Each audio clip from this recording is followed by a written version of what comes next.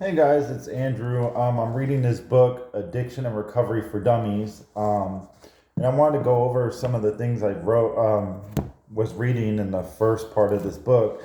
It says in 1964, the World Health Organization suggested the term addiction be replaced. The group wanted to replace it with the word dependence because dependence describes the feeling that physically and mentally you have to use a substance. Your brain and body cry out, you gotta have it. We, however, don't agree with the World Health Organization entirely. So, in this book, we use the term addiction to refer to a combined experience of mental and physical dependence.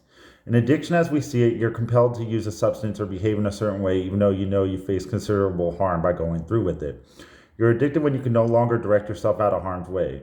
You're addicted when you continue to use a substance or engage in a behavior that puts you in harm's way. I definitely agree with that one.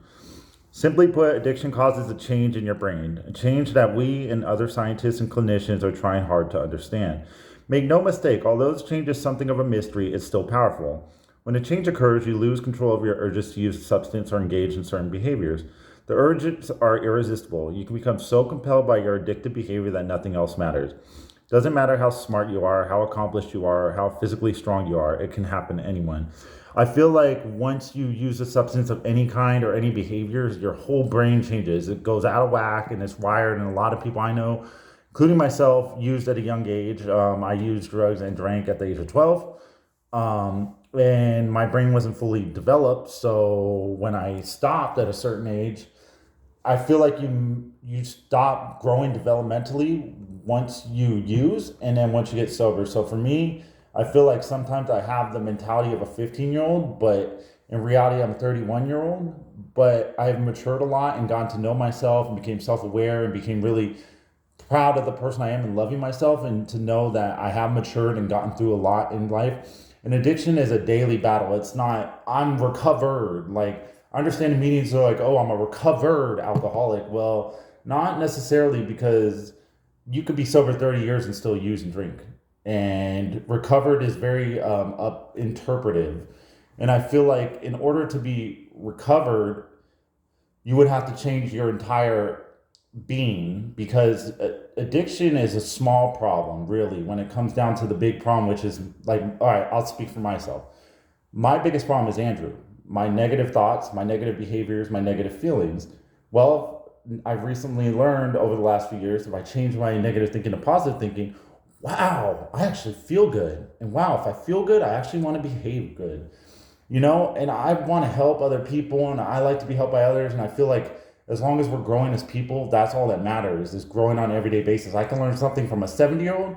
I can learn something from a 12-year-old. I can learn something from a 20-year-old woman. It doesn't matter, because every person is so different that you can learn something new every day. And that's what I love about life, getting to know different people and getting to know all these different things and learning and continuing to have my open mind. But you have to have an open mind and surround yourself with people who are different, and everyone is different in a lot of different ways. Dependence is really one step along a slippery path that leads to addiction. At a certain point, a prolonged dependence results in another switch being thrown. The experience you have after that switch is thrown is what we call addiction. It's important now to talk about both mental and physical dependence. Mental dependence refers to associations that develop in your mind between specific events, called triggers, and emotional and physical urges to use the substance or take part in the addictive behavior.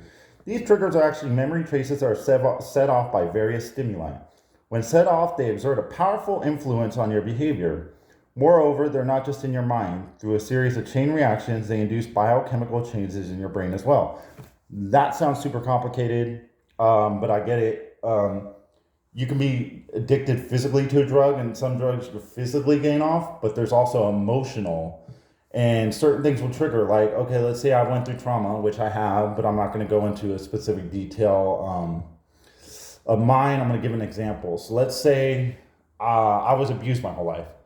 So when I see someone being physically or emotionally abused, it has a reaction in my body where I feel tense. I feel like I don't want to be around that. I feel like that's something to avoid, because that's what life taught me, is to avoid feeling that way. I will go into one personal thing. I was controlled in a relationship.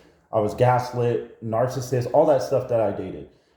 I don't want to be a part of that anymore, and it makes me nervous to be around people like that, because I am very free and open, and I want to be around someone similar who can appreciate me. I can appreciate them. We can enjoy life, do our own things, but also come together. Because I feel like with boundaries, like let me say, boundaries is all boundaries is learning to say no. And when it comes to relationships, communication, trust, loyalty, respect is all important. But you also have to enjoy the difference between codependency and non-codependency is you're able to enjoy your time together with that person, but you're also able to do things separately. Like I may enjoy going hiking, that person may enjoy going to school, but we can also find a middle ground to enjoy things and learn to say no. If I really feel like I should say no, I will say no. Saying yes all the time and people pleasing has gotten me nowhere. It's gotten me walked over, and I will not tolerate it. Let's see. What is the difference between mental? I'm not sure that's a word. What is the difference between mental and physical dependence when both causes change in brain chemistry? The main difference is that the changes in chemistry brought on by the effects of mental dependence are due to mental associations. Put bluntly, just thinking about getting high changes your brain chemistry. Then the brain changes affect your whole body so that you feel physically excited. That goes from what you think goes to how do you feel, and you feel how you behave. Physical dependence, on the other hand, doesn't require any thinking at all. It's simply related to the physical effects of the addictive substance on specific brain chemicals called neurotransmitters. Certain neurotransmitters get altered by the substance.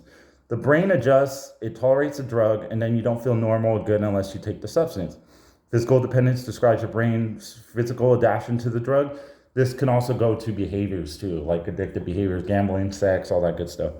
As you can read in chapter 10, you could detoxify your brain, get rid of the foreign chemicals from physical dependence relatively quickly in a few days. However, your mental dependence can last a lifetime. That shows that this is a lifetime effort and got to continuously work on it. I'm not going to go into chapter 11 because I'm going to kind of go through this book individually and kind of comment on it and maybe get comments from you guys and see if you agree, if you disagree. But I want to be more open about my recovery. I want to be more open and getting to know other people too. And I feel like making a video about something important. Yeah, I do stupid videos about dancing and singing, which I can't do either. But this is more of my passion, is being able to understand the brain, understand other people's brains and thinkings and thoughts and all that good stuff. So I will stop for today, and I hope you have a great day.